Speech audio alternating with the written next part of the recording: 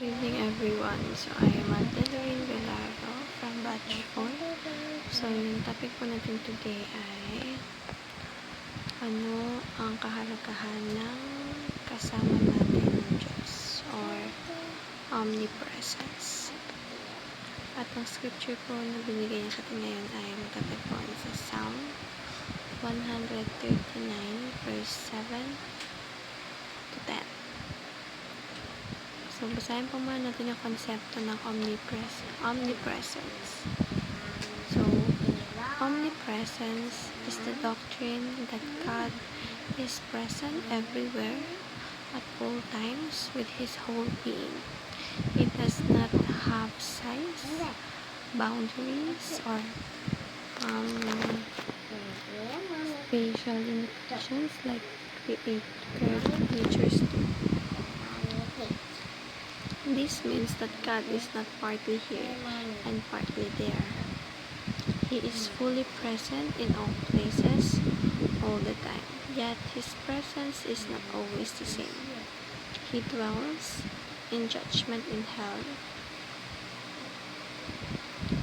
in sustaining power over creation, and in covenantal intimacy with His people. Though we cannot always perceive Him, He is never absent. He is near the brokenhearted and dwells richly with those who seek Him.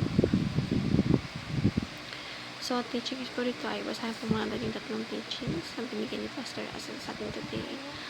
First one is, God is present in every place at all times. God's omnipresence is our daily comfort. And God is our most intimate relationship. So, kaya nasasabi palagi dito ng Panginoong Diyos po ay palagi natin kasama. Di ba natin siya nakita physically, pero magtiwala tayo ng Panginoong Diyos ay lagi natin sa tabi lang at lagi niya tayong kinagayat sa lahat ng nangyayari sa life natin hanggang ngayon. And of course, sabi God's omnipresence is our daily comfort. So, ang Panginoong Diyos, ang presensya niya ang nagbibigay comfort sa atin sa lahat ng pagkakataon kasi aminin natin o hindi sa lahat ng sitwasyon natin. Palagi ang Panginoong Diyos ang napalalapitan natin sa lahat ng sitwasyon natin sa buhay natin. At ang application dito ay say no to Satan's temptation. Of course, seek God's presence through quiet time and show your faith by being fearless.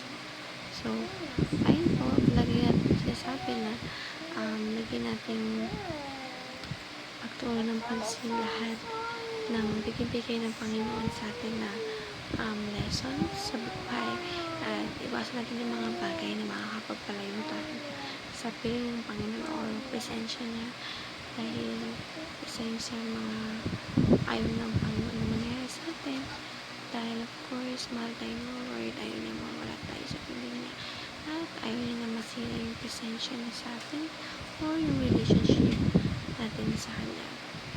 So, thank you everyone for listening and have a great day ahead for tomorrow and take care every day and God bless. Nagpagpas lang tayo parating ang Biblia. Thank you and bye bye.